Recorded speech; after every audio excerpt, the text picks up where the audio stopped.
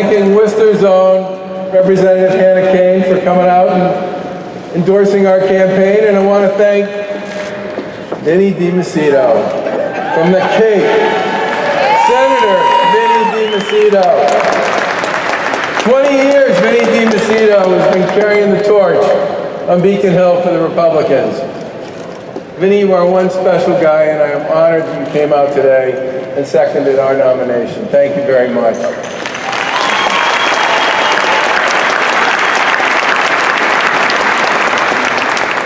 Now, I want to start today by thanking my wife, Lauren, the love of my life for the past 30 years, for putting up with me, and for all she does as First Lady. Everyone says I'm married up, and they're right. Where are you? There she is. Thank you, honey.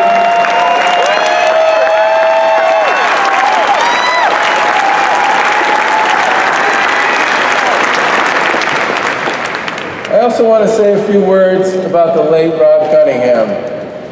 As many of you know, Rob was a great guy and a greater campaign manager. He helped Republicans win a lot of races in very blue Massachusetts. He was smart, strategic, level-headed. And in 2014, as the executive director of the party, he helped us defend incumbents, win open seats, and yeah, knock off a few Democrats.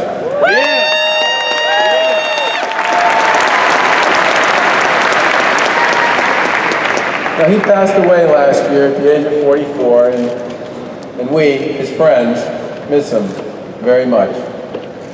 Unfortunately, his spirit lives on because we're joined today by his wife, Jen, and his daughter, Casey, who are here as delegates. And I want to thank Jen and Casey for being with us. Where are you guys? There they are.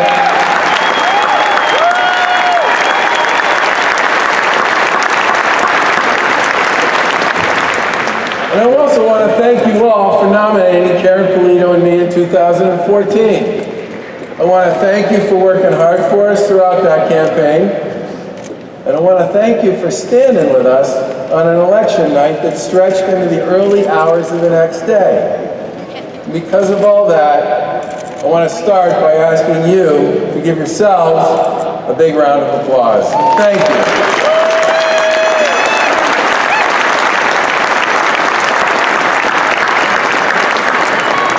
Now, the fact that we're gathering today in Worcester, in the Woo, also has special meaning. Because the Lieutenant Governor reminds me all the time that while we won the 2014 election by 39,000 votes statewide, we won Worcester County by 47,000 votes. So where are the Worcester County delegates? You guys put us over the top? I want you to take a bow.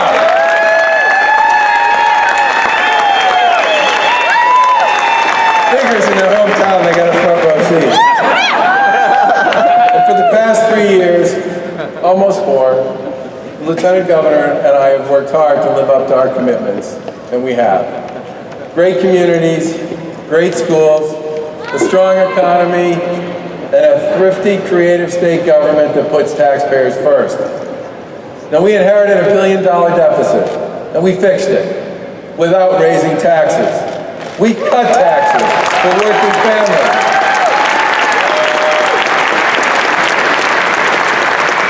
And we increased state spending on schools by almost $500 million. And we reformed state government by reducing the size and cost of the bureaucracy by hundreds of millions of dollars.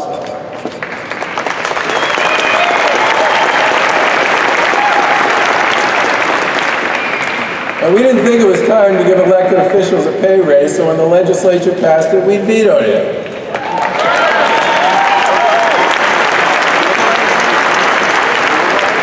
We inherited a broken health connector and we fixed it.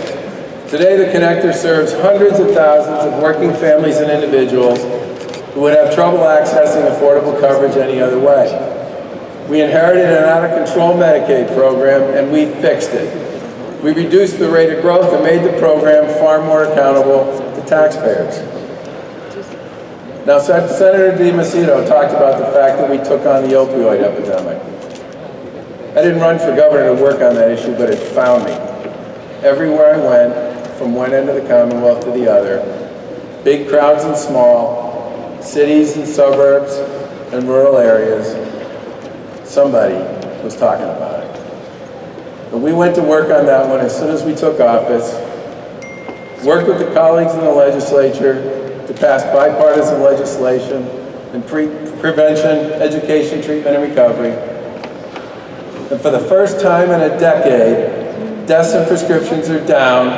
Our legislation has become a national model, and people believe there is hope where before there was none.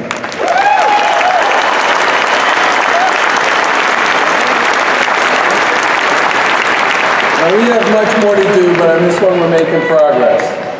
We also shut down a $1 billion expansion of the Massachusetts Convention Center in South Boston.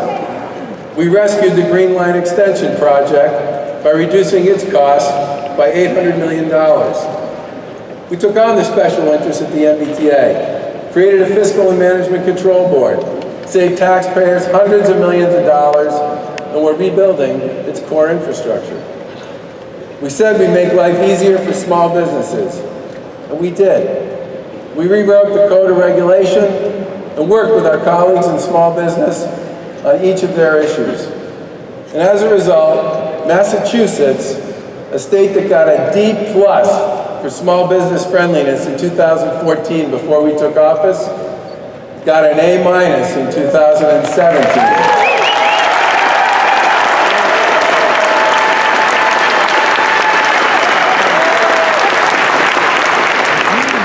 And we invested in our vocational and technical schools. $50 million in new funding to modernize programs and give high school students and young adults the skills they need to be successful in today's economy without incurring a mountain of debt. We've also made it possible for graduates of those schools to get associate degrees at many of those schools after they graduate. We offered early college programs, our Commonwealth Commitment Program, which dramatically reduces the cost of a college education, and increases in state scholarships to make the price of college more affordable for moderate and middle-income families. Another issue we hear about a lot when we're traveling the Commonwealth.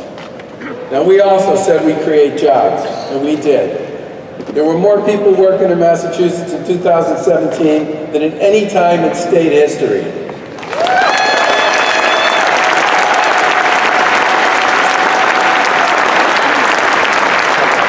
That's over 150,000 new jobs and major drops in the number of people looking for work in every corner of the Commonwealth. GOP. Growth, opportunity, and prosperity. That's who we are, and that's what we are about every single day.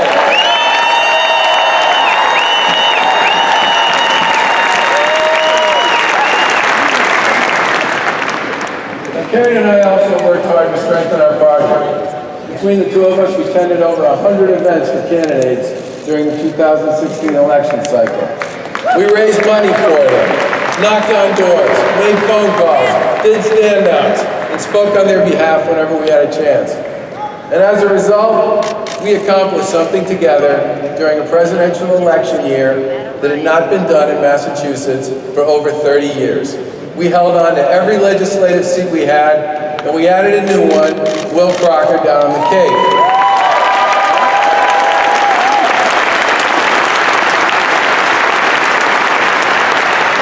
And as you heard before, we also worked on former Fitchburg City Councilor Dean Tran's recent and winning state Senate campaign, in which he took a seat that had been held by the Democrats for 25 years.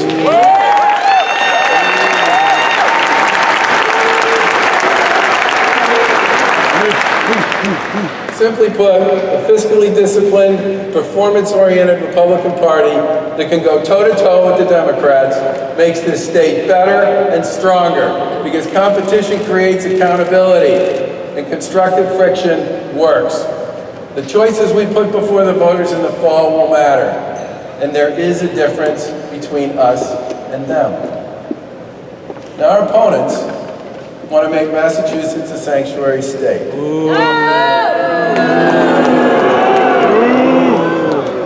We don't.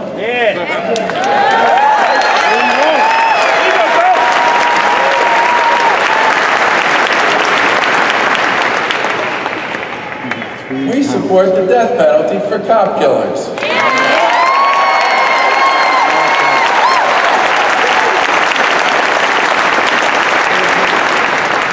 Our opponents don't. We support reducing the sales tax and making the sales tax holiday permanent.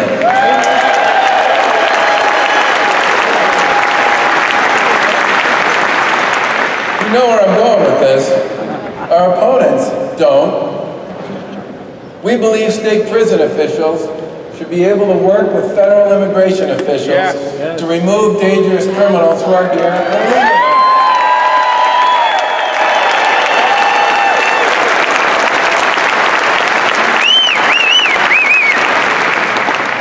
Our opponents don't. We believe the drug traffickers who kill our kids deserve to be tried for manslaughter.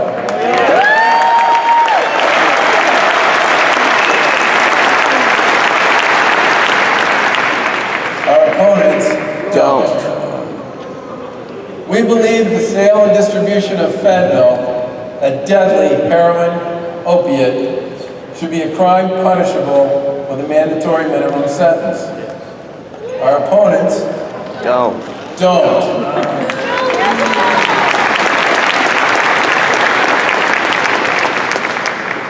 We believe you should be a legal resident of the Commonwealth to be eligible to get a driver's license.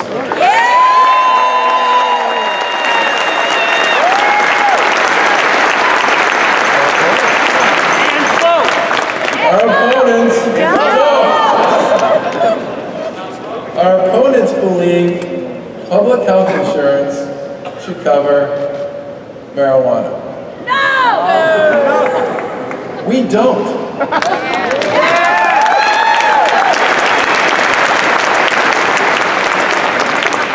You know what? I could go on and on.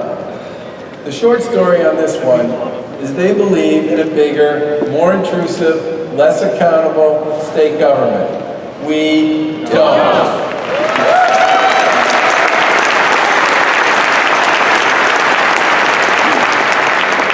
Now we need a strong, united Republican Party to serve as a check on those Democrat majorities. We need to put the best team on the field, and we need to win in the fall.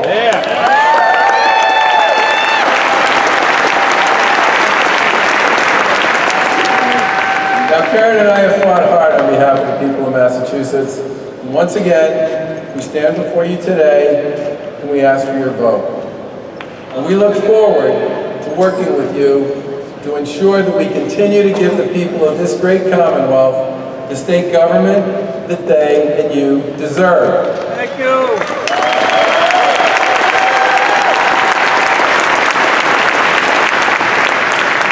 Fiscally disciplined, performance-driven, reform-oriented, focused on the people who pay the bills, great schools, strong communities, and a booming economy from one end of Massachusetts to the other. That's what you get with the Baker-Polito administration, and we look forward to having the opportunity to work with and for you for the next 4 years. Thank you. God bless you.